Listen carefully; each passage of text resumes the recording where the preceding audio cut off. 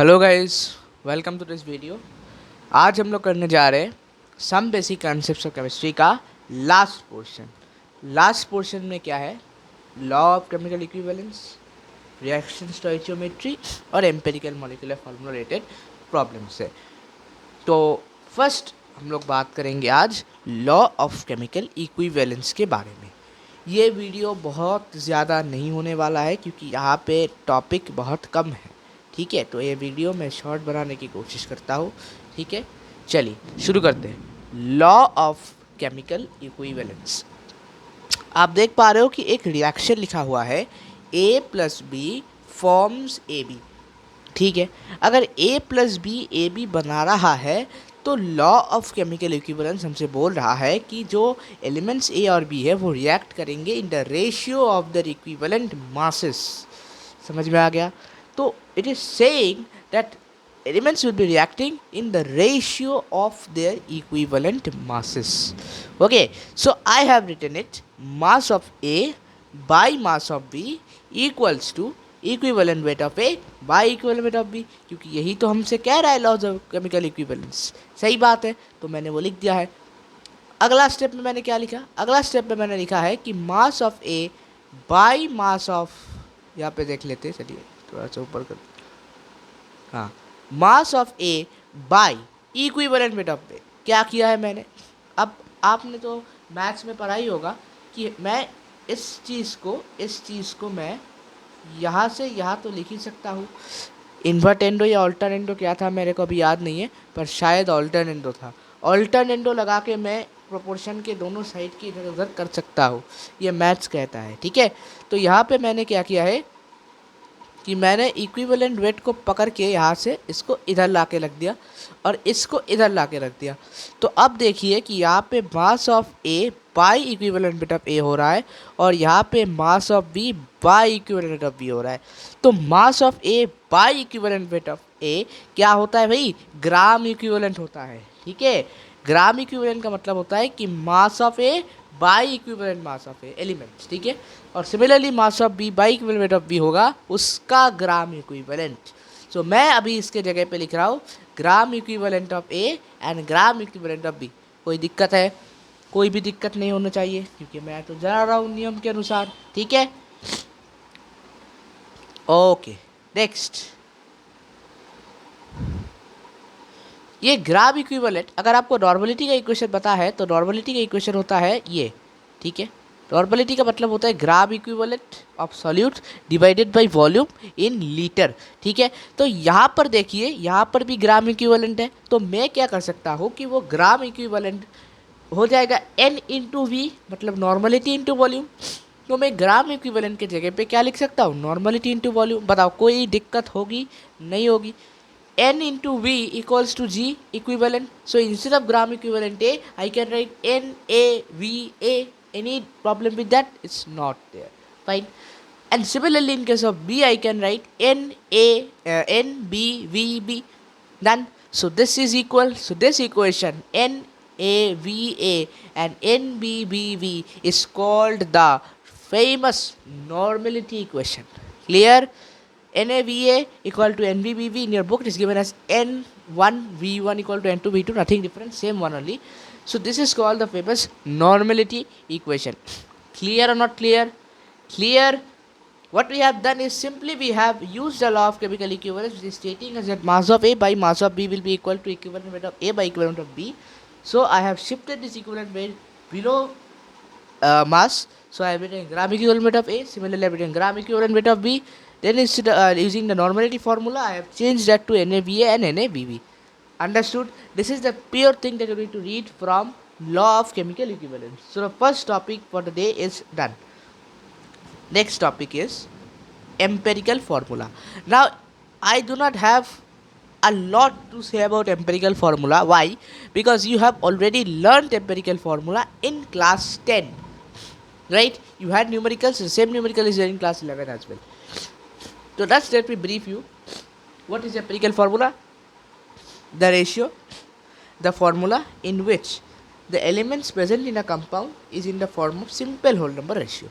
Example you see, this is acetic acid, this is acetic acid, right? So however it is acetic acid formula is CH3COH. So can I write C2H4 C2 2C H3 and 1 over here, so H4 and 2O, so I have written O2. So this is actually the molecular formula. I mean, this is the molecular formula and I have written in a compact way. So this is the molecular formula. Now if I have to write the empirical formula, then I have to simplify. So 2 is going common from all, so 2 gone common, so this is remaining CH2O. So this becomes the empirical formula. Now whatever is the elements present in the empirical formula of a compound, if you add the masses there in the empirical formula, then it is called empirical formula mass. Clear? Now you can clearly see that if I multiply a whole number 2 with this formula, I am writing here, if I multiply a whole number 2 with this formula, then I will get back the molecular formula. So there must be a number which has to be multiplied with the empirical formula to get the molecular formula, right? हमें empirical formula के साथ एक number multiply करना होगा जिससे हम molecular formula तक पहुंच सकते हैं. दिख ही रहा है यहाँ से. तो वो नंबर है n. तो n एक होल नंबर होगा, n फ्रैक्शन में नहीं आ सकता. अगर फ्रैक्शन में आएगा तो उसको राउंड ऑफ करके नेक्स्ट होल नंबर तक जाना होगा. ठीक है, तो यहाँ पे एम्पिरिकल फार्मूला इंटू n हो जाता है हमारा मॉलिक्यूलर फार्मूला. n निकालने के लिए molecular mass by empirical formula mass करना होता है. ठीक है, no doubt regarding this, I hope. Okay, now this is one numerical that I kept solved over here also. It's very easy numerical. Okay, very easy numerical. Let us just check out the numerical ones. The chemical analysis of an inorganic compound treated that it contains Na, this much percent of Na, this much percent 9.97% of sulfur, 6.22% of hydrogen and oxygen 69.5%. This is given in the question. Now what will you do? You have done in class 10, so I need not explain you why we are doing this and that. First you have written the name of the elements, then you have written their atomic masses, then you have written their percentage composition, then you will be dividing this percentage composition by the atomic mass. You get this value. This is relative number of moles. It is written over here. Okay, this is the relative number of moles. You are dividing this by this, this by this, this by this. You are getting all these answers. This is relative number of moles. Now you know what to do, that you have to get to the simplest number of moles. So to get to the simplest number of moles, what you will do is, you will be dividing these values with the smallest number among this. What is the smallest number? This value. So you will be dividing all these values by this value. Upon dividing this by this, we get 2. This is 1. This division gives you 19.8, which is approximately 20. This division gives you this much, which is approximately 14. 13.9, which is approximately 14. Clear? Because you cannot write in fraction, so you have to take it in the format of the nearest whole number, right? So upon taking that, we get a formula Na2SH2O4. Like this we get. Fine. Now in the question it has been given, if you again go back to the question, it has been given that all hydrogen present in the combination with oxygen as water of crystallization. So all the hydrogen that is present is given, that all the hydrogen present is in form of combination with oxygen. So if all the hydrogen is present as combination with oxygen, that means in main formula so we cannot write hydrogen. So that means we have to write H2O separately with a dot. That dot means addition, right? So what formula we got was Na2H2O 14. Fine, but we cannot write like this. We have to separate the H portion, right? But first let us find out the molecular formula. Then we will do that, right? First, fine. Molecular formula mass is given as 322. If you have seen in the question, it is given as 322 in the question. Fine. So we have seen 322 divided by the summation, sum of this.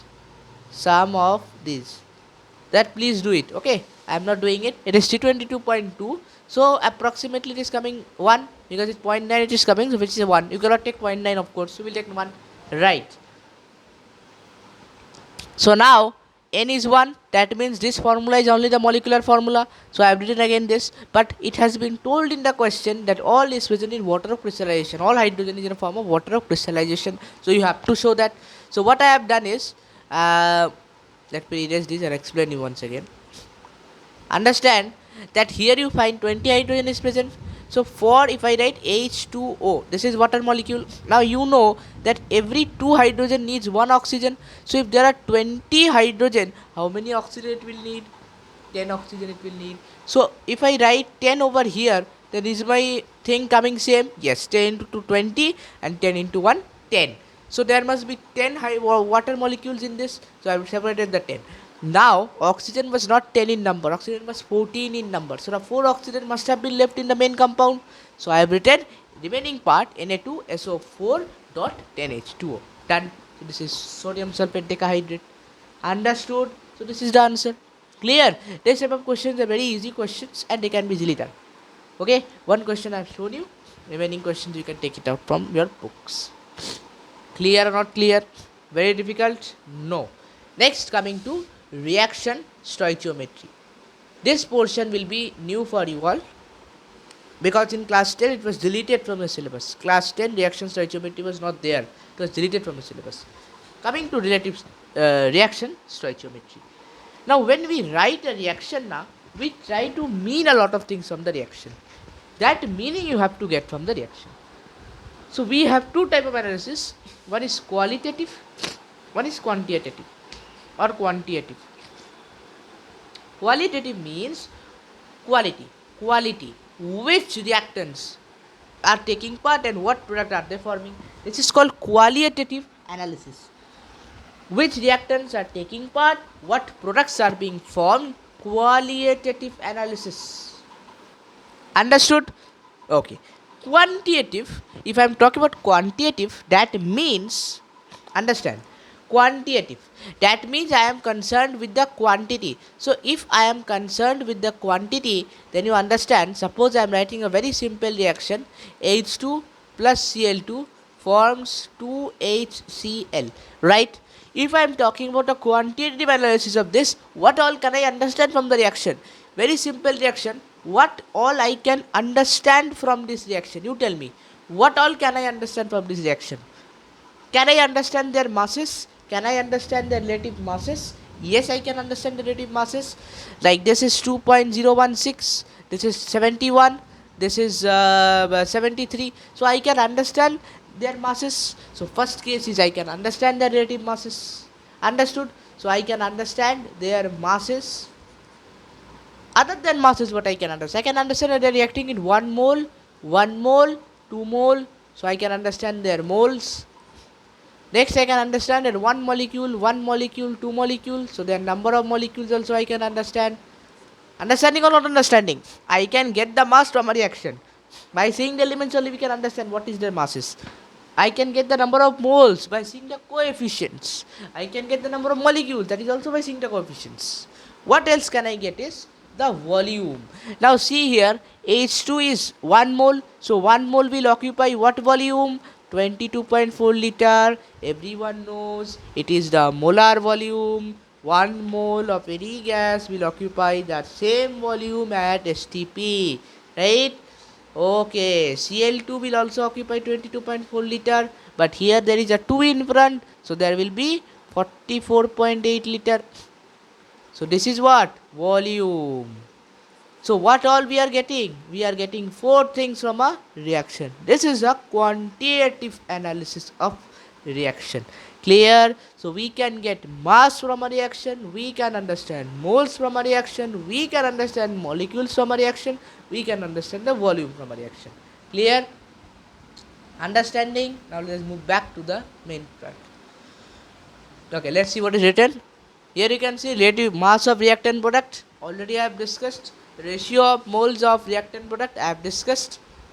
Acha, one error which you may tend to make is ratio of moles. If it is said and you write 2:71:73, that is wrong.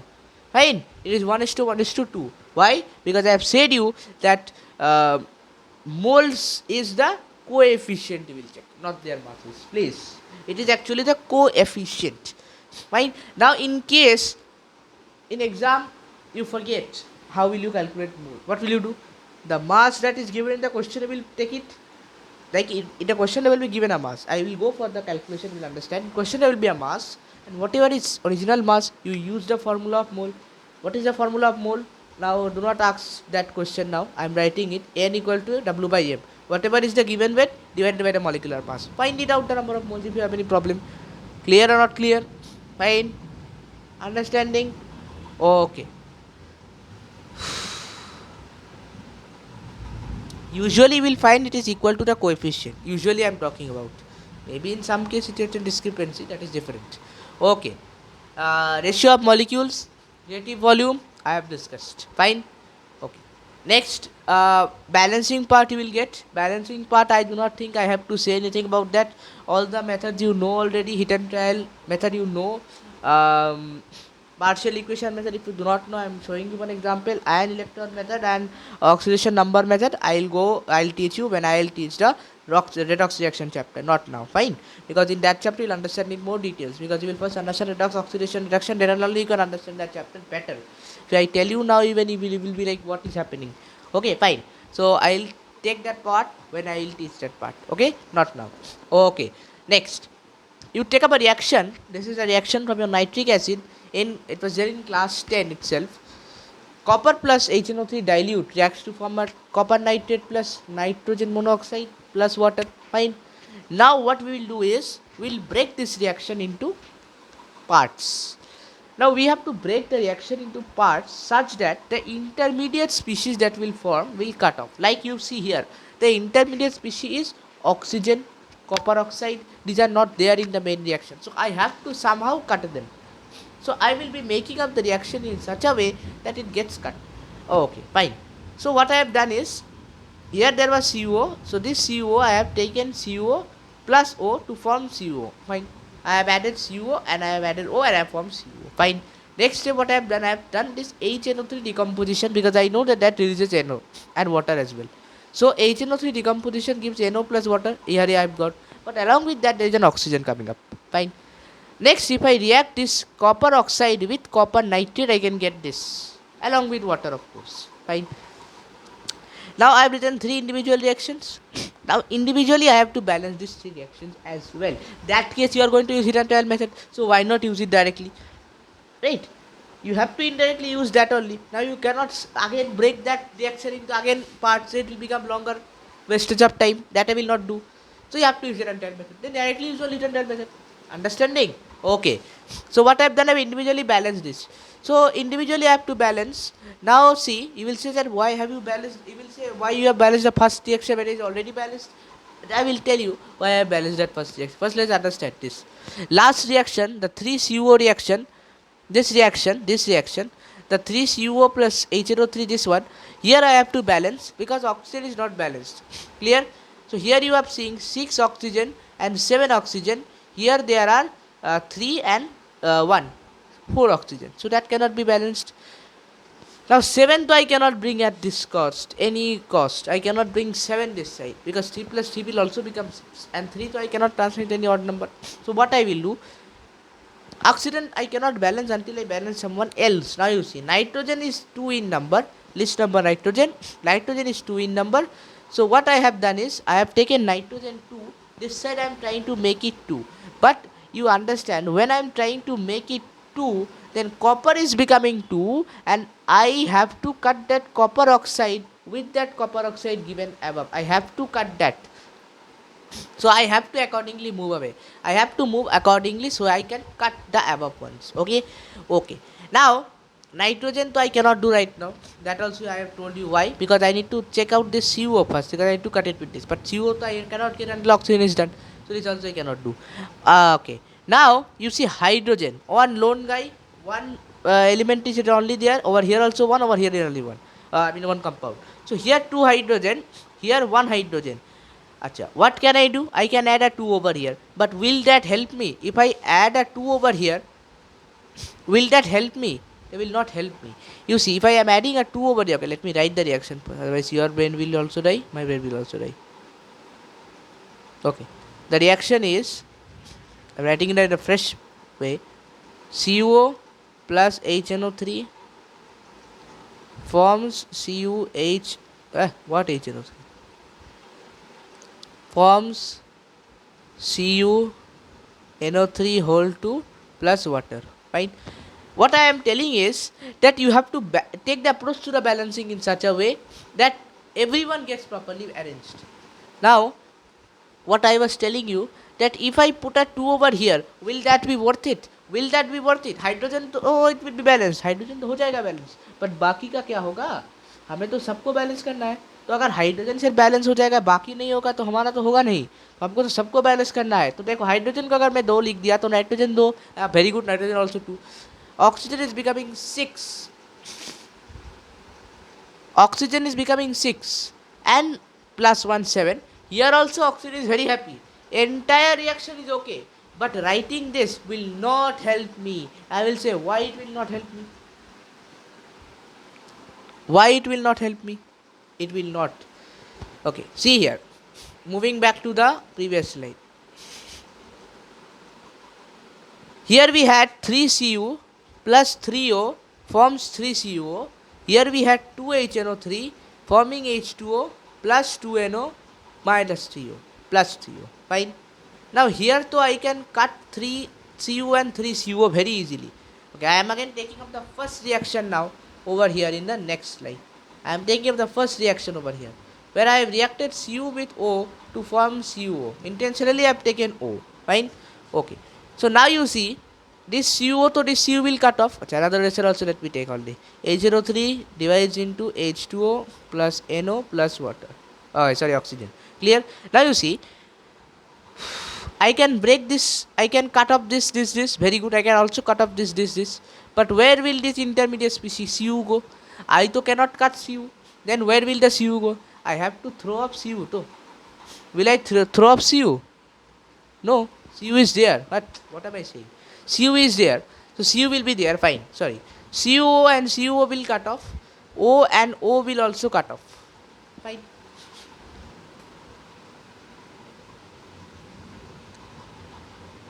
Fine, very good. O and O will cut off, but this reaction is not balanced. Who will balance this reaction? How many oxygen is there this side? O3. How many hydrogen over here? N1, hydrogen where? Hydrogen 2, hydrogen 1. Is hydrogen balanced? Not balanced. So I have to balance this reaction. So to balance I am putting a 2 over here. Let us check whether it is balancing or not. H2. So 6 oxygen, where can I put 6, where 2 nitrogen I have to make. So I am putting here 2. 2 plus 2, 4 plus 2, 6. 2 and 2, 4. Still now it is not balanced. Can you understand here? This is 2. This is 2 hydrogen, 2 nitrogen done. Oxygen became 2. 2 plus 1, 3. 3 plus 1, 4, but here too it is 6. Then where will I put another 2? Clear? So I have put another 2 over here. But is that balanced? 4 plus 2 plus 2, 4 plus 1, 5. Not balanced. Again not balanced. So I have to put 3. Not 2, 3. Done. Now it is balanced. Now you see, can I cut this O with 3O? No, definitely not. I cannot cut this O with 3O. I have to make this 3O. So I am multiplying the entire reaction by 3. This is where the 3 is coming from. You might be asking that where did the 3 suddenly come from? So I am writing now to make you understand. So that 3 is coming from here. Clear? So I have multiplied the entire reaction by 3. Now I can peacefully cut off this 3. But now my piece is disturbed. Why? Because that 3 CO and there is no 3 over there. Is there 3 in the above reaction? First reaction there is no 3. So now if I forcefully put a 3 over here, entire reaction scenario will change. Again the entire reaction scenario will change. Why? You see here 3 oxygen. Here we will find 6 oxygen. Then 6 plus 3, 9 oxygen. I cannot bring 9 oxygen over this side again in any case. Again the reaction scenario changes. Again the reaction scenario changes. So if I have to put a 3 over here, then I will need not separately again heat and tail apply. I will simply multiply the entire reaction by a 3. So what will this become? This will become 6. This will become 3. This will also become 3. Now you see automatically the reaction is balanced.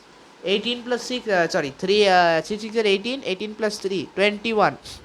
Oxygen was 6, 6 are 18 and 3, 21. Done.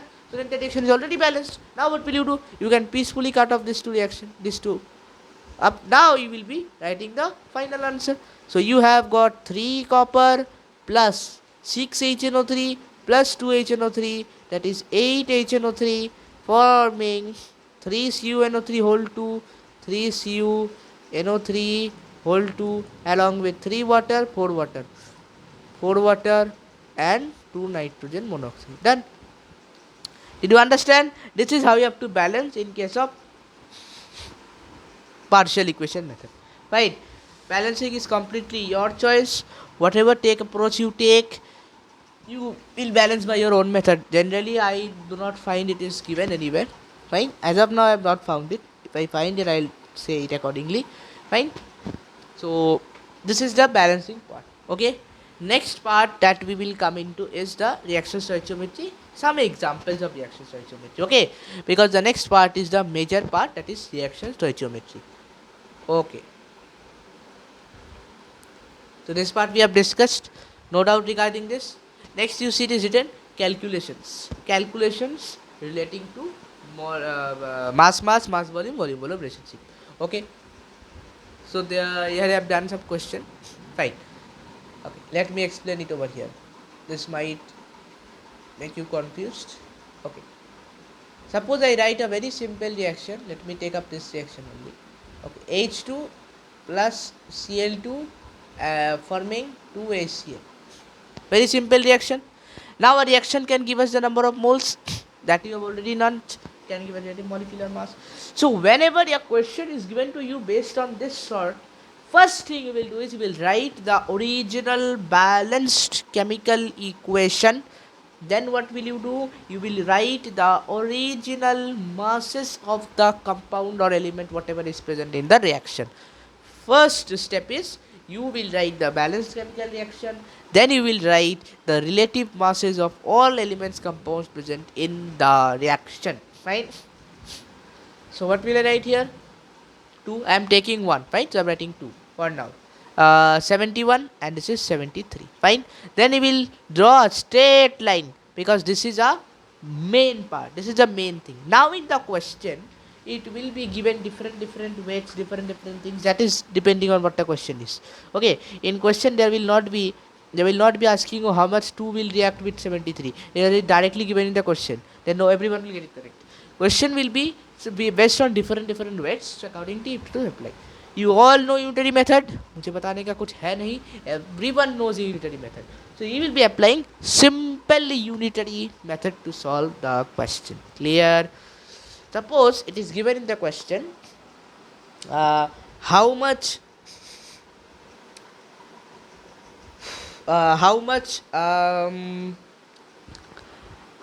chlorine will react with 4 gram of hydrogen.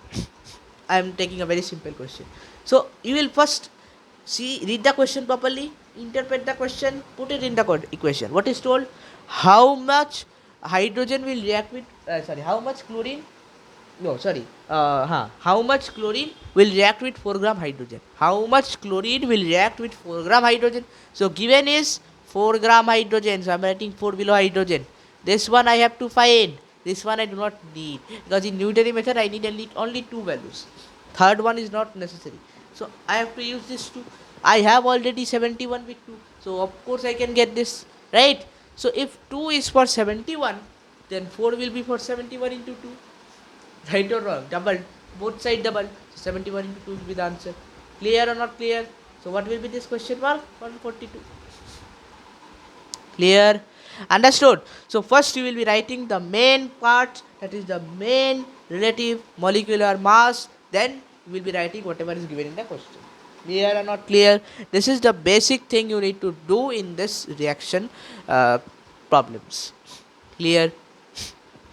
Okay.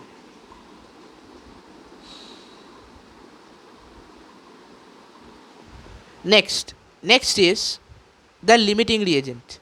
Now if I am talking about limiting reagent, I will take up this example. Okay, I will take up this example. First let me explain.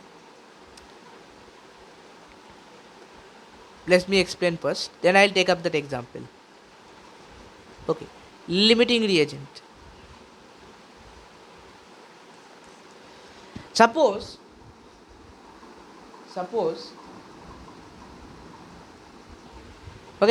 person X is there. Okay, a person X and a person Y is there. Fine.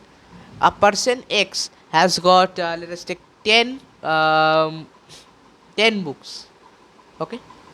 Y has got Let us take 8 books.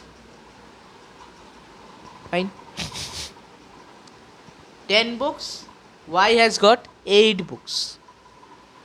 Clear or not clear? Fine. How many books they can read in common? 8 books they can read in common, because 2 books to X has extra, so that 2 books to Y cannot read. Y and X can read in common how many books? 2 books. 2 books. Uncommon is 2 books.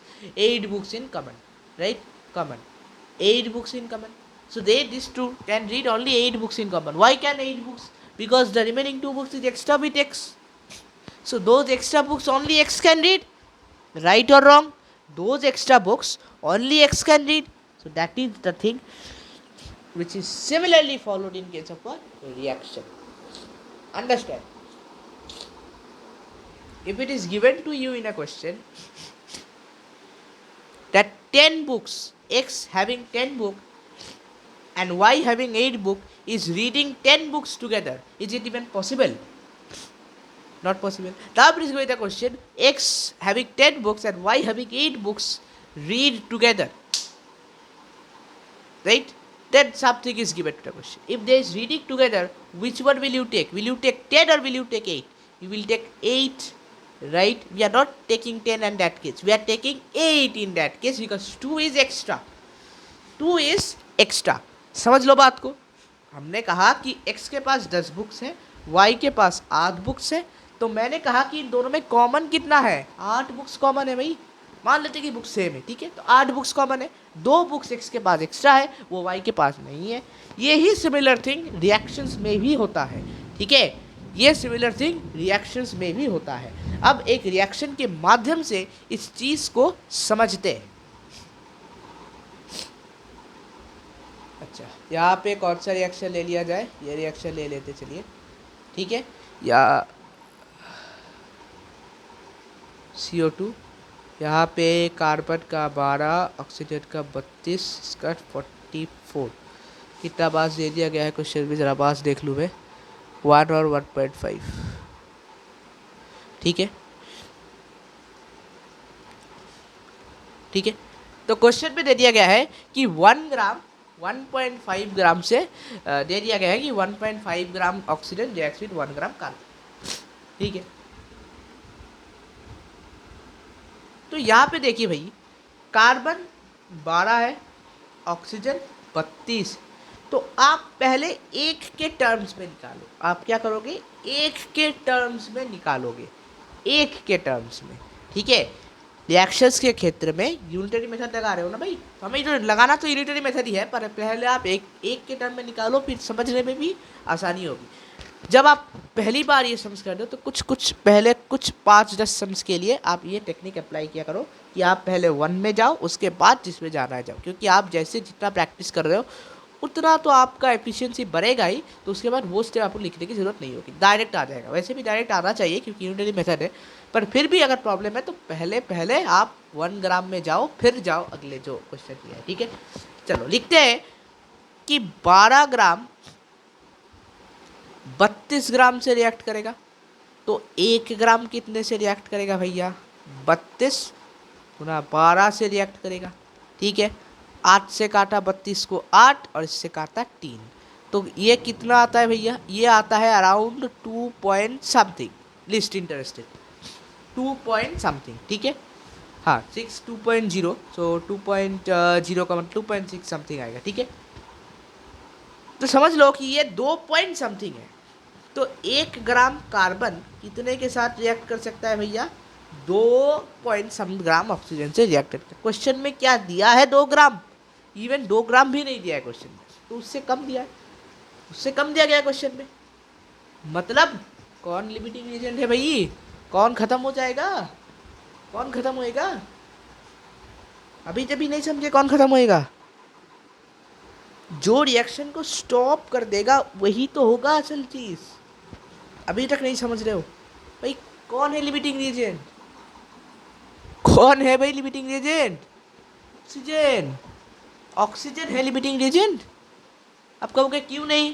क्यों carbon क्यों नहीं है? यहाँ पे देखो, carbon तो भैया 1 gram carbon 2 point something gram oxygen के साथ रिएक्ट करेगा भाई। यहाँ पे तो 2 पॉइंट समथिंग ग्राम है ही नहीं, तो यहाँ पे तो 1 ग्राम से कम रिएक्ट करेगा ना, तो बचेगा कुछ कार्बन के पक्ष से, बचेगा। तो जैसे कि मैंने यहाँ पे क्या कहा था कि x के पास 10 बुक्स है, y के पास 8 बुक्स है, तो x के पास तो 2 बचा है ना भाई, तो यहाँ पर भी तो कार्बन के पास कुछ बचा होगा ना। नहीं समझ में आ रहा अभी भी? रिवर्स करके देखो, अगर मैं लिखूँ 32 ग्राम ऑक्सीजन अगर 12 ग्राम कार्बन से रिएक्ट करता है, तो भाई 1 ग्राम ऑक्सीजन 12 गुना 32 ग्राम से रिएक्ट करेगा, तो इसका मतलब हो जाएगा 3/8 ग्राम। तो अगर आप 3/8 ग्राम करते हो तो 0 पॉइंट समथिंग आएगा, इतना मैं कह सकता हूँ, 0 पॉइंट समथिंग। तो भाई हमारे पास तो 1 ग्राम कार्बन दिया हुआ है, तो 0 पॉइंट समथिंग से रिएक्ट करेगा, तो 0 पॉइंट कुछ तो बचेगा ना भाई, कुछ तो बचेगा। तो जो बचा हुआ है वो कैसे लिमिटिंग रीजन होगा, समझ में आ रहा है बात? whatever is excess left out that cannot be the limiting reagent, which is getting completely used up is the reacting agent, limiting reagent, right? So who is getting completely used up? The oxygen is getting completely used up. So who is the limiting reagent? Oxygen is the limiting reagent. Clear? Lr is limiting reagent, fine. So who is the limiting reagent? Oxygen is the limiting reagent. Why is oxygen the limiting reagent? Because it is getting completely used up in the reaction. You have to understand everything. Here is very confusion, but it's easy if you understand the thing. Who is getting completely used up? Oxygen, na? Because you can understand that 1 gram oxygen will react with 0 point something gram carbon. So carbon is remaining back. Some part of carbon is not being used. It is remaining unused. So how can that be a limiting reagent? Clear? So what can we say about the definition of limiting reagent? A reagent which gets completely used up in the reaction and prevents the reaction from further, prevents the further proceeding of the reaction is called limiting reagent. दिमाग में घुसा लो, जो खत्म हो जाएगा वो होगा limiting reason, जो खत्म नहीं होगा वो लिमिटिंग रीजन नहीं होगा, सिंपली नहीं होगा। तो इसीलिए मैंने कहा कि आप 1 ग्राम के टर्म्स में निकालने की कोशिश करो, 1 ग्राम के टर्म्स में। अब यहाँ पे 1 ग्राम दे दिया गया है, इसीलिए अगर 1 ग्राम नहीं दिया होता तो हम उसको मल्टीप्लाई करते, उसके बाद कुछ आंसर आता, उससे कंपेयर करते क्वेश्चन में। अब एक चीज़ याद रखना कि अगर क्वेश्चन में जो वैल्यू दिया है और मेरे यूनिटरी मेथड के बाद वैल्यू उससे ज़्यादा आ रहा है, तो हमें रिवर्स करना चाहिए।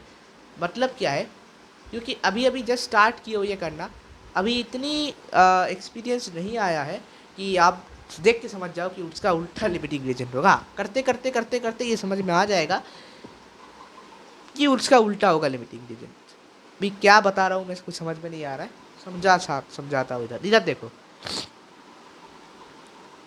इधर देखो, we have seen that 12 gram carbon, 12 gram carbon 32 gram oxygen से रिएक्ट कर रहा है, तो 1 ग्राम कार्बन रिएक्ट करना चाहिए 2 पॉइंट समथिंग से, पर हमें तो भाई क्वेश्चन में 1.5 ग्राम दे के रखा हुआ है, तो हमारा आंसर क्वेश्चन के गिवन मास से ज़्यादा आ गया है ना, तो इसका मतलब हमें करना चाहिए था उल्टा। ठीक है, हमें करना चाहिए था उल्टा। अब ये जो देख के समझ जाना है कि उल्टा क्या करे, इससे इसको करे या इससे इसको करे, ये थोड़ा सा देख के समझ में आता है। वो जितना क्वेश्चन करोगे उतना समझ में आ जाएगा, पहली बार ये समझ में नहीं आएगी। अब एक और चीज़ भी कर सकते हो कि आप किसी भी को निकालो, अगर आपका आंसर क्वेश्चन के वैल्यू से ज़्यादा आ चुका है, मतलब जो एक और एलिमेंट है वो है लिमिटिंग रीजन।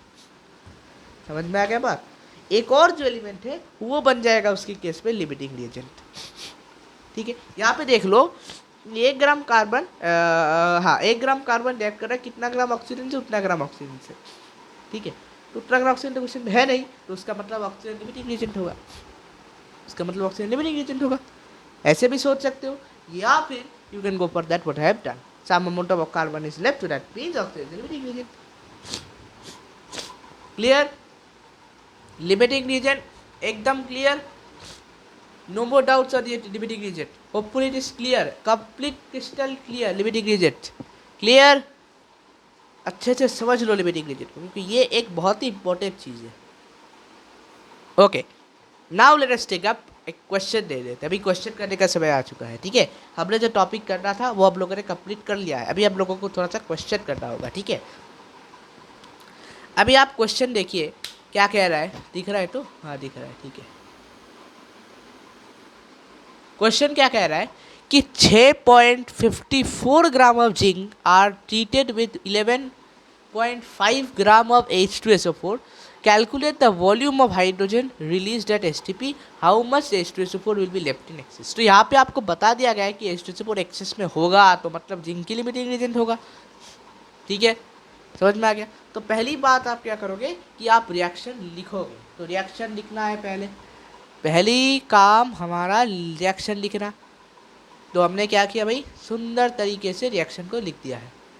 यह देखिए भाई, Zn plus H2SO4 form ZnSO4 plus H2 लिख दिया, ठीक है। अब Zn का मास होता है 65.4, वो दे दिया गया है 98। यहाँ पे ZnSO4 देखिए काम में आएगा नहीं, तो मैंने लिखा भी नहीं है, देख लीजिए काम में नहीं आएगा। H2 2, ठीक है, 2 लिया है अभी के लिए, ज़्यादातर 2.016 लेंगे, ठीक है, जो भी हो। अब क्वेश्चन में हमारे पास दे दिया गया है कि 6.54 ग्राम ऑफ जिंक, तो मैंने जिंक के नीचे लिख दिया 6.54 और H2SO4 के नीचे लिख दिया 11.5 ग्राम। अब मेरे को क्वेश्चन में बता दिया गया है कि 11.5 ग्राम एक्सेस, मतलब वो लिमिटिंग रिएजेंट नहीं है, जिंक लिमिटिंग रिएजेंट है, ये तो क्वेश्चन में बता दिया गया है। तो मैं किसकी वैल्यू लेके काम करूँगा भाई, जिंक की वैल्यू लेके काम करूँगा, ठीक है भाई।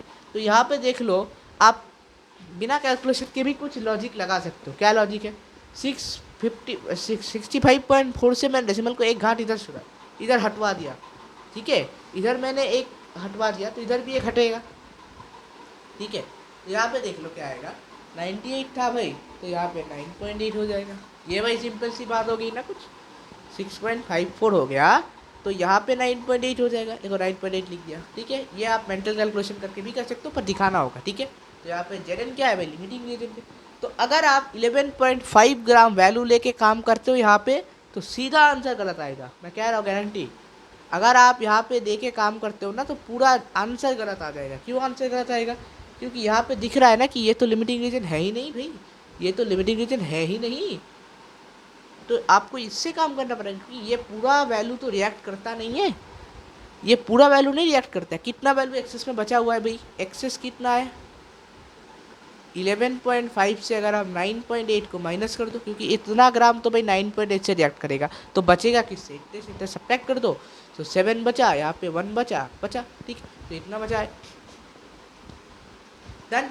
तो इतना जो ग्राम है ये बचा हुआ है, तो ये तो बचा हुआ है ना, तो हमें तो 9.8 लेके काम करोगे तो मैच करेगा आंसर, पर अगर आप 11.5 लेके काम कर रहे हो तो गलत आंसर आ जाएगा, ठीक है। तो वहाँ पे थोड़ा सा विजिलेंट और अलर्ट रहना पड़ेगा, क्योंकि 11.5 देख लिया तो काम कर लिया, नहीं होगा 6.54 से मिलेगा, पर इससे नहीं मिलेगा, क्योंकि ये गलत है, कुछ एक्सेस में बच जा रहा है। तो इसको सब्ट्रैक्ट करने के बाद जो वैल्यू आएगा उसको लेके काम करना होता है, ठीक है। ठीक है, तो यहाँ पे 6.54 से 2 निकल रहा है, तो यहाँ पे 65.4 से 2 निकल रहा है, 6.54 से कितना निकलेगा, निकाल लिया वैल्यू, तो यहाँ पे निकाल लिया वैल्यू। या फिर आप डायरेक्टली ये भी कर सकते हो कि 65.4 से 2, अब 2 का मतलब तो 1 मोल ही हो गया ना, कि हाइड्रोजन मॉलिक्यूल का 1 मोल तो 22.4 होता है ना, सही है। तो 65.4 से निकला 22.4 लीटर। अच्छा, इसमें से लिख लेगा कितना, डेसिमल को भाई एक घाट आगे बढ़वा दो, क्योंकि यहाँ पे डेसिमल एक घाट आगे बढ़ गया, तो यहाँ पर भी डेसिमल एक घाट आगे बढ़ जाएगा, तो 2.24 लीटर हो जाएगा ना भाई, देखो, ठीक है। कुछ कैलकुलेशंस यहाँ पे मेंटली भी हो जाती है, ठीक है, यहाँ पे कुछ कैलकुलेशंस मेंटली भी हो जाती है, क्योंकि ये इजी है, ठीक है। समझ में आएगा सबको, any doubts regarding this, hopefully no doubts. Well, let's move on to the next question.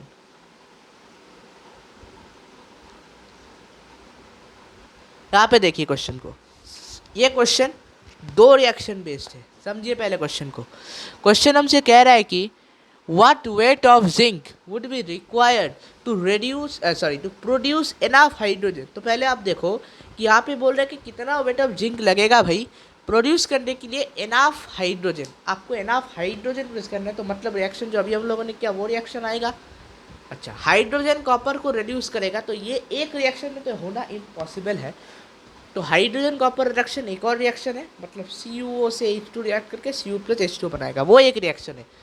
तो कम्प्लीटली रिड्यूस 7.95 ग्राम CO, देख लो भाई। तो आप क्या करोगे, आप लिखोगे CuO plus H2 form Cu plus H2, ये रिएक्शन लिख दिया। वहाँ पे देखिएगा कि ओरिजिनली CO का मास क्या है, उससे कितना हाइड्रोजन लगता है 7.95 पे कितना हाइड्रोजन लगता है। अब जितना मास आया उसको आप मेन पिछले इक्वेशन में बैठाओ, उतना हाइड्रोजन कितना जिंक प्रोड्यूस करता है, हो गया आपका आंसर। समझ में आ गया बात कि मैं क्या कह रहा हूँ। मैं कह रहा हूँ कि आपको CO का ओरिजिनल मास तो पता है, वो लिख दीजिएगा। उसके बाद आप वहाँ से कितना हाइड्रोजन, इतना ग्राम CO कितना हाइड्रोजन लग रहा है उसके लिए वो निकालिएगा। उस हाइड्रोजन का मास आप पिछले इक्वेशन में बैठाओ कि उतना हाइड्रोजन कितना जिंक प्रोड्यूस कर रहा है, हो गया आपका आंसर। ठीक है, तो देख लेते हैं एक बार कि कैसे किया जा रहा है। ठीक है, तो यहाँ पे देख सकते हो कि मैंने लिखा हुआ है Zl plus H2SO4 for ZlSO plus H2। यहाँ पे मैंने बास लिख के रखा हुआ है। कॉपर का बास होता है अराउंड 79.5 होता है। ठीक है, कैलकुलेट करके आया है। यहाँ पे 2.016 लिया है। तो आप देख रहे हो कि यहाँ पे 79.5 ग्राम कॉपर ऑक्साइड 2.016 हाइड्रोजन दे रहा है भाई। तो मैंने कहा ना कि ज़्यादातर अब 2.016 और 1.008 हाइड्रोजन लिया जाएगा हाइड्रोजन के लिए। ठीक है, तो 79.5 होता है CO का बास। तो 7.85 मतलब 1 डेसिमल भाई शिफ्ट कर दो इस साइड पे, तो 0.2016 हो जाएगा, 0.20 ले लो। ठीक है, तो 7.85 ग्राम CO 0.2 ग्राम हाइड्रोजन प्रोड्यूस कर रहा है। तो आप बताओ कि 0.2 ग्राम हाइड्रोजन कितना जिंक प्रोड्यूस करेगा भाई। तो 2.016 ग्राम हाइड्रोजन कितना जिंक प्रोड्यूस करता है 65.38 जिंक ग्राम। तो 2.0 से कितना 0.2 कितना इतना, जो आंसर है वही आंसर है। बात सबको समझ में आ रही है क्या?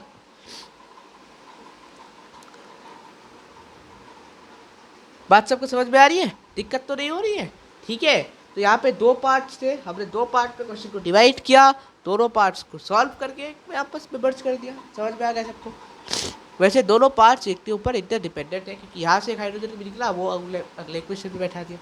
ठीक है, समझ में आ गया? अब ये क्वेश्चन ट्राई करते हैं। ये क्वेश्चन हमने ऑलरेडी कर लिया है, इस क्वेश्चन को करते हैं। चलो देखो, अच्छे से क्वेश्चन को पढ़िएगा पहले।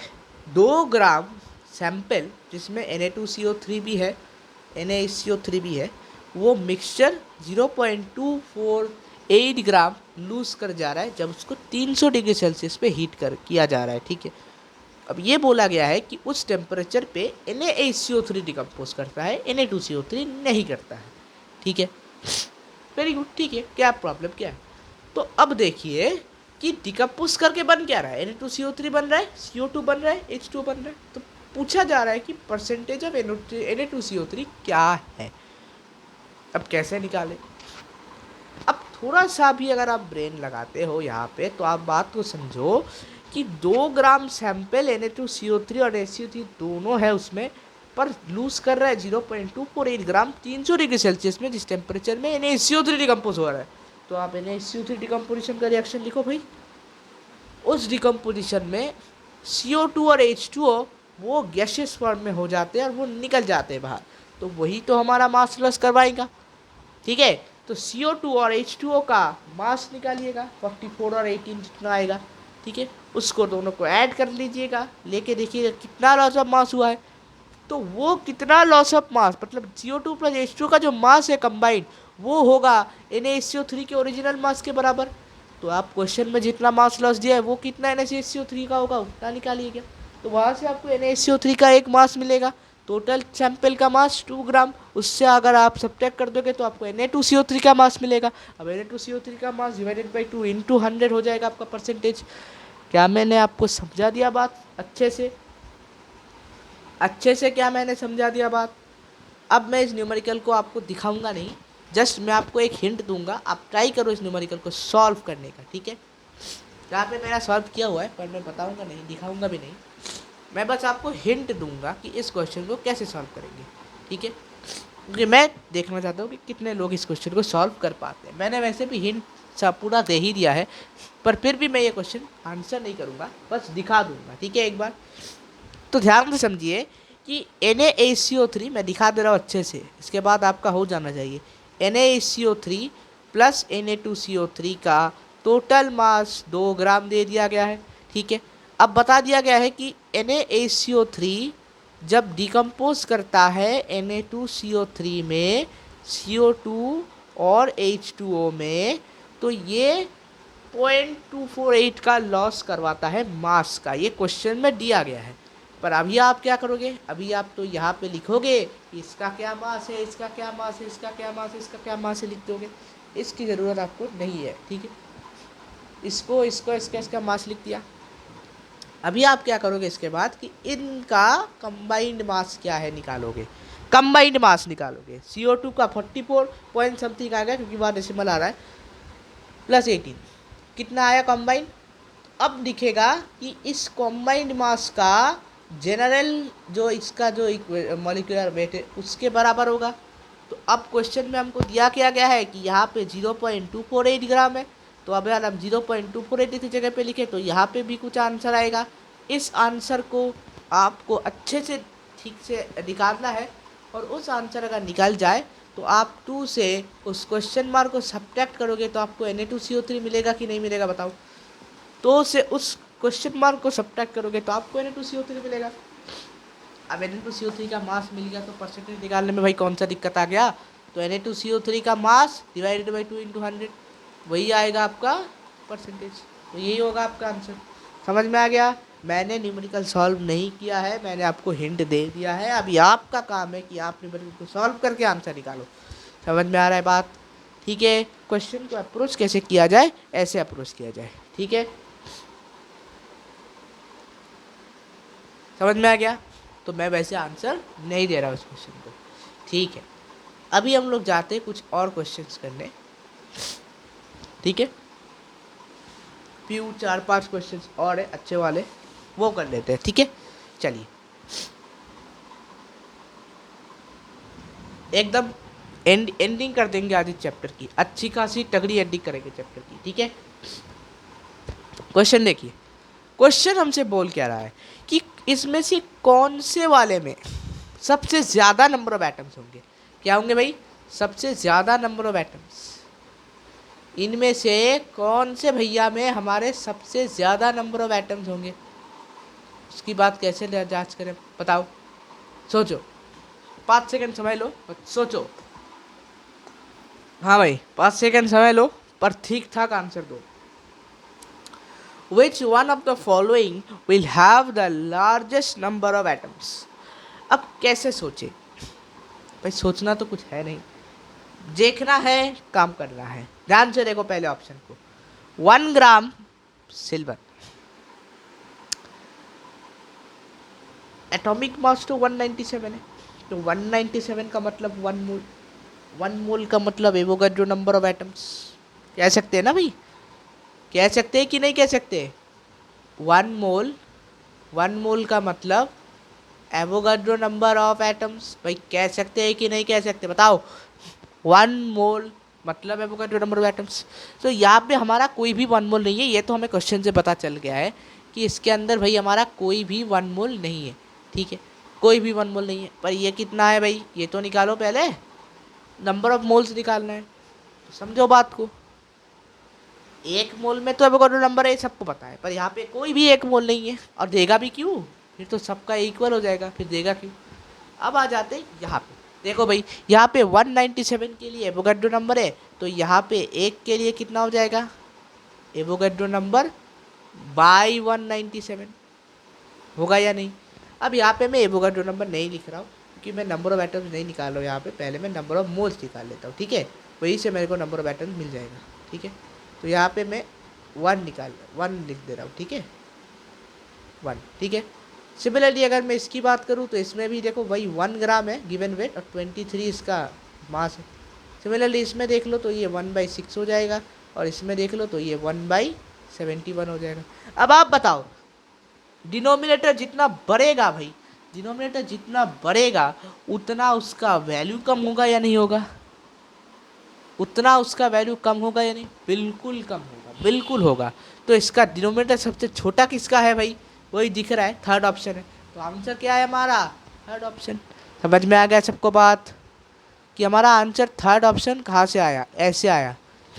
इसका डिनोमिनेटर सबसे छोटा दिख रहा है आपको, तो जिसका सबसे छोटा डिनोमिनेटर है वही तो हमारा आंसर होना चाहिए। जिसका सबसे छोटा डिनोमिनेटर उसी का हमारा आंसर, ठीक है। समझ में आ गया सबको ये क्वेश्चन। चलते हैं अगले क्वेश्चन की तरफ।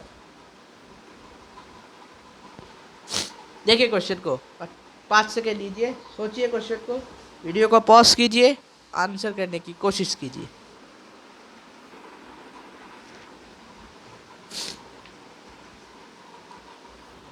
तो भाई सोच लिया सबने? ठीक है, चलिए अभी आप लोग देखते हैं किसने कितना अच्छा सोचा है। चलिए, कैलकुलेट द पोलारिटी। ठीक है, पोलारिटी निकालने जहाँ कहा गया है, यहाँ पे मोल फ्रैक्शन हम लोगों को इथेनॉल का दे दिया गया है। ठीक है भाई, पोलारिटी निकालने में तो दिक्कत आने को है नहीं। कैसे निकाले भाई पोलारिटी? अच्छा भाई, पोलारिटी निकालने से पहले तो एक काम हमें करना होगा। वो काम क्या है? वो काम है कि भाई जो हमारा सॉल्यूट भैया है, जो इथेनॉल भैया है, उसके नंबर ऑफ मोल्स निकालिए भाई। ये जो इथेनॉल भैया है, इनके नंबर ऑफ मोल तो निकालिए कोई। अब इसको कैसे निकाले? देखो, मोल फ्रैक्शन ऑफ इथेनॉल तो हम लोगों को दे दिया गया, तो भाई कितने मोल वाटर प्रेजेंट है वो निकाल लो। मोल्स ऑफ वाटर कितने भाई? मोल्स ऑफ वाटर होंगे भाई बताओ, 55.5 होंगे या नहीं? होंगे या नहीं? अब बोलोगे कैसे होंगे सर, कैसे होंगे भाई? ये होंगे कैसे? कैसे होंगे? हाउ? देखो भाई यहाँ पे समझ लो बात को। डेंसिटी ऑफ वाटर क्या होता है भाई? डेंसिटी ऑफ वाटर होता है 1 kg/लीटर। तो यहाँ पे अगर मैं वॉल्यूम को ले लेता हूँ 1 लीटर, जो बाय डिफ़ॉल्ट हमें लेना भी चाहिए, तो वॉल्यूम अगर 1 लीटर है तो भाई बताओ कि इसका मास कितना हो जाएगा? 1000 ग्राम होगा या नहीं होगा? तो इसका नंबर ऑफ मोल्स कितना हो जाएगा? 1000/18, जो करने पे यही आएगा।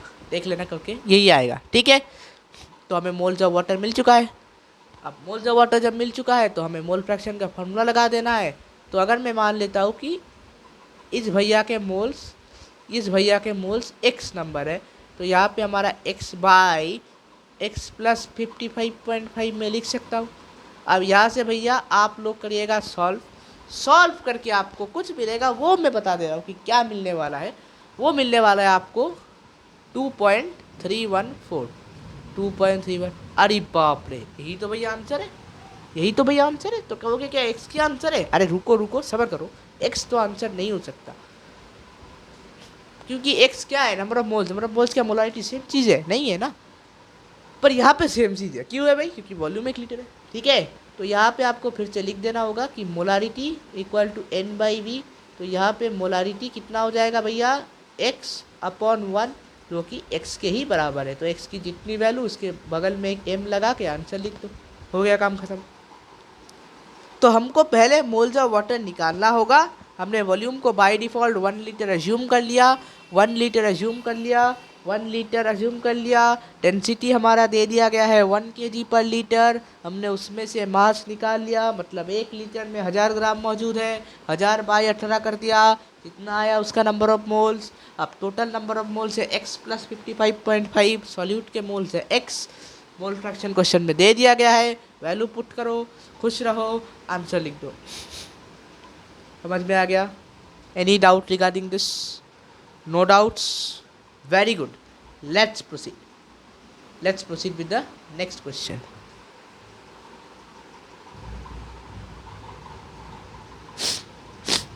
देखिए भाई, क्वेश्चन को देखिए, 10 सेकेंड लीजिए, क्वेश्चन पढ़िए, फिर करिए। वीडियो को पॉज करिए, क्वेश्चन पढ़िए, आंसर कीजिए।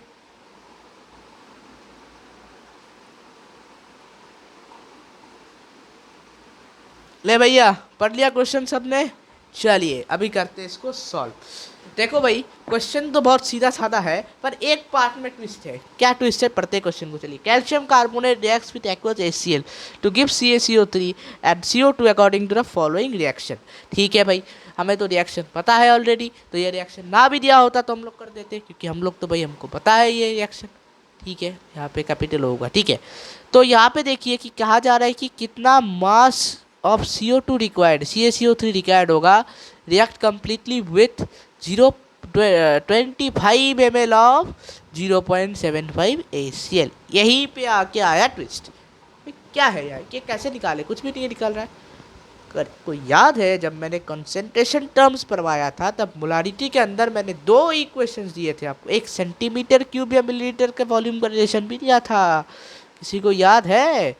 मोलारिटी में जब हमने करवाया था, तब वहाँ पे 2 इक्वेशंस थे। एक तो है डायरेक्ट इक्वेशन जो n/v से जाता है, एक है relation with v in centimetre cube which is equal to millilitre and number of moles को अगर ब्रेक करके W/m लिखूँ तो तो याद है सबको?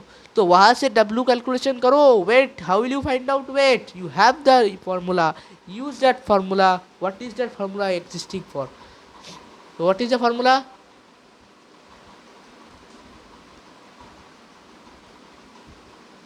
Here I am writing W equals to M, एक है मोलारिटी, एक है मॉलिक्यूलर मास, एक है वॉल्यूम, डिवाइड कर दो 1000 से. ठीक है भाई. तो इसको कैलकुलेट करो तो आएगा कितना? 25 आएगा.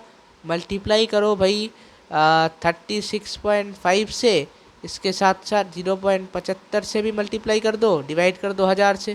कितना आएगा भाई? रुको, कैलकुलेटर उठाने दो मेरे को भी. कितना आंसर आएगा? 25 इंटू 36.5 इंटू 0.75, 684.3. ठीक है, ठीक है. इसको कर देते हैं डिवाइड बाई 1000 तो आएगा 0.684. ठीक है, तो 0.684 आया भाई, इसमें तो कोई डाउट नहीं है. 0.684 ग्राम. ठीक है, तो ये आ गया. बहुत सही, बहुत सही. तो ये हमको क्या मिला भाई? ये जो है ये क्या मिला? क्या ये मिला कि इतना HCl, इतना कैल्शियम कार्बोनेट से रिएक्ट करेगा. तो देखा क्वेश्चन में ट्विस्ट क्या है? डायरेक्टली वेट नहीं दिया गया है, वेट आपको घुमा फिरा के निकालना होगा, उसके बाद आपको क्वेश्चन करना होगा. तो यहाँ पे सिंपल बात है कि CaCO3 से कितना रिएक्शन होगा, इतना वॉल्यूम. तो 0.684 से कितना होगा? तो आप लिख दो सिंपली कि भैया हमको पता है हमको पता है कि यहाँ पे क्वेश्चन में आपको दिया क्या गया है. रिएक्शन को फिर से देख लेते हैं. देखो CaCO3 और 2HCl, तो हमको पता है कि 73 ग्राम, तो कि हमको पता है यहाँ पे कि 73 ग्राम हमारा 100 से ही रिएक्ट करेगा. तो 0.684 कितना से रिएक्ट करेगा भैया? बता दो जल्दी बता दो. यहाँ पे लिख देते 73 gram reaction with 100 gram calcium carbonate का मास. ठीक है, अगर डेसिबल पे लिखना चाहो तो लिख दो. ठीक है, मैं अभी के लिए डेसिबल पे नहीं लिख रहा हूँ. ठीक है, तो आज थोड़ा सा इधर उधर आएगा. ठीक है, अच्छा. तो यहाँ पे 0.68 कितना आया भाई? 0.68 कितना भाई? 2 आया शायद. 0.684.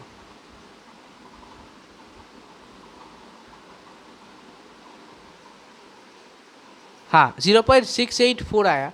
तो मैं यहाँ पे लिख रहा हूँ 0.684.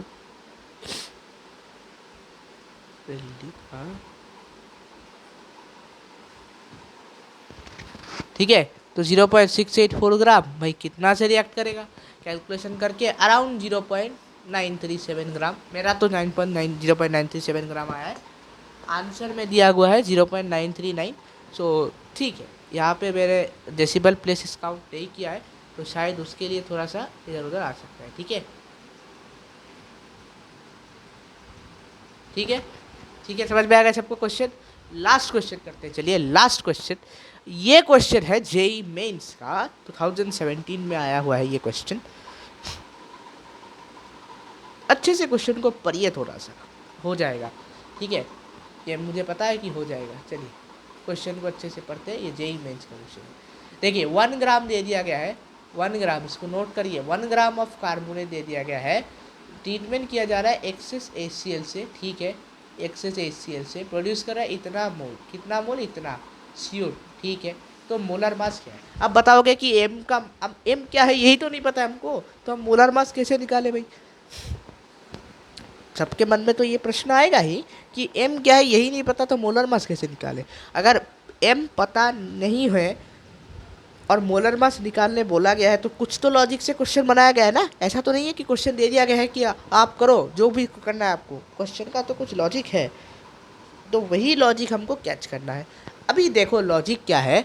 अगर आपको पता है कि कोई भी कार्बोनेट में, यहाँ पे लिख रहा हूँ, कोई भी कार्बोनेट अगर रिएक्शन करे भाई तो उसका प्रोडक्ट एक ही आता है, M2O plus CO2 plus water. कोई भी कार्बोनेट ऑक्साइड में ब्रेक करेगा. अब आप कहोगे कि सर यहाँ पे M2O क्यों भी लिखा, कुछ और भी तो लिख सकते हो. नहीं नहीं नहीं, आप ध्यान से देखो.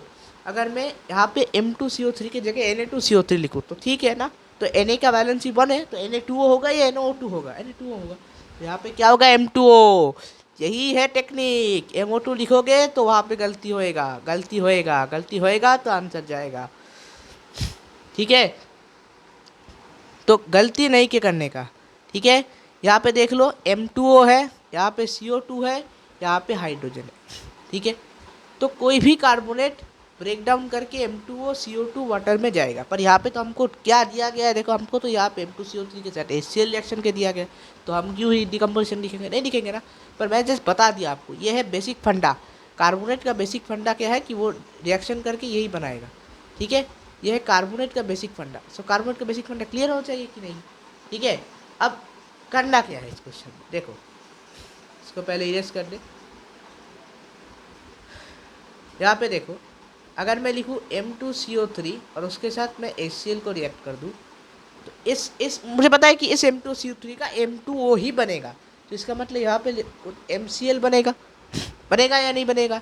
अगर MCl बना तो यहाँ पे देख लो कार्बोनेट प्लस सॉल्ट, तो यहाँ पे भी कुछ बनेगा, क्या बनेगा, H2CO3 बनेगा। पर भाई ये H2CO3 तो हो नहीं सकता, तो H2O प्लस CO2 होगा। ठीक है, तो भाई अब इस रिएक्शन को अगर हम लोग को इतना अच्छा सुंदर सा एक रिएक्शन मिल चुका है, तो सुंदर से रिएक्शन को कोई बैलेंस भी कर दो भाई। बैलेंस करने के पश्चात आपको दिखेगा कि यहाँ पे हाइड्रोजन, एक मिनट फाइल सेव हो जाने दो। हाँ, बैलेंस होने के बाद आपको दिखेगा कि यहाँ पे जो हमारे हाइड्रोजन भैया है, इसके आगे 2 लगाओगे तो यहाँ पे 2 हाइड्रोजन, यहाँ पे 2 हाइड्रोजन हो जाएगा। तो क्लोरीन भैया हमारे 2 हो जाएंगे, गुस्सा करेंगे तो क्लोरीन के आगे यहाँ पे 2 लगाओ, तो ये M भैया भी 2 हो जाएंगे। M भैया तो 2 है ही, कार्बन 2 है, ऑक्सीजन 3 है, ऑक्सीजन भी 3 है, सब बैलेंस्ड है। तो अभी आप रिएक्शन स्टोइचियोमेट्री का कंसेप्ट लगाओ जो मैंने पढ़वाया था आपको पहले, कि एक रिएक्शन हमको क्या क्या दे सकता है, मोल्स भी दे सकता है। तो इस क्वेश्चन के अनुसार कोएफिशिएंट ही मोल्स है, तो M के आगे कितना कोएफिशिएंट है भाई, 1 है। कार्बन डाइऑक्साइड के आगे कितना कोएफिशिएंट है, 1 है। तो अगर 1 मोल M2CO3 1 मोल कार्बन डाइऑक्साइड से रिएक्ट करेगा, तो क्वेश्चन में दिया हुआ मोल कार्बन डाइऑक्साइड कितने से रिएक्ट किया होगा M2CO3 का, उतना ही मोल से रिएक्ट किया होगा ना। ये जो 0.01186 कितना बड़ा वैल्यू दिया है, इतनी से ही तो रिएक्ट किया होगा M2CO3, किया होगा ना भाई। तो अगर आप M2CO3 का नंबर ऑफ मोल्स आपको पता होगा, M2CO3 का नंबर ऑफ मोल्स आपको पता है, गिवन वेट आपको 1 ग्राम दिया है, और क्या चाहिए भाई मोलिकुलर मास निकालने के लिए, और कुछ भी चाहिए होता है आपको मोलिकुलर मास निकालने के लिए। 1 मोल दिया हुआ है, सॉरी 1 ग्राम दिया हुआ है, नंबर ऑफ मोल्स भी दिया हुआ है, और क्या चाहिए आपको। ठीक है, तो यहाँ से आप निकालोगे मॉलिक्यूलर मास। कैसे निकालोगे, ये क्या खुल गया भाई, यहाँ पे निकालो मॉलिक्यूलर मास। हाँ भाई, तो मॉलिक्यूलर मास निकालने में क्या दिक्कत है, अभी निकालो मॉलिक्यूलर मास, इजीली आराम से निकलेगा। M यहाँ पे देख लो, given weight divided by number of moles, calculation करो, कितना आंसर आएगा उतना होगा आपका आंसर। चलिए करते हैं कैलकुलेट मिलके।